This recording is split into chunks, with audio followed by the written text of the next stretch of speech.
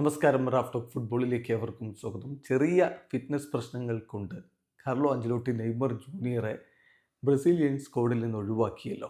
ഇനിയിപ്പോൾ ചോദ്യം, നെയ്മറുടെ പരിക്ക് എങ്ങനെയുണ്ട്? അടുത്ത മത്സരം സാൻഡോസിനായിട്ട് കളിക്കുമോ എന്നുള്ളതാണ്. ലഭ്യമാകുന്ന വിവരപ്രകാരം അടുത്ത മത്സരം അദ്ദേഹം സാൻഡോസിനായിട്ട് കളിക്കും. അടുത്ത മത്സരം എന്ന് പറയുന്നത് ഞായറാഴ്ചയാണ്.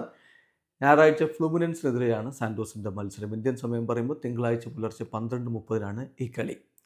ഇപ്പോൾ ബ്രസീലിയൻ മാധ്യമം ഗ്ലോബോ റിപ്പോർട്ട് ചെയ്യുന്നത് ഇങ്ങനെയാണ്: സാൻഡോസ് പൂർണ്ണമായിട്ടും ഫ്ലൂമിനൻസിനെതിരെ സൺഡേ നടക്കുന്ന മത്സരത്തിൽ നെയ്മർ കളിക്കും എന്ന തരത്തിലാണ് മുന്നോട്ട് പോയിക്കൊണ്ടിരിക്കുന്നത്.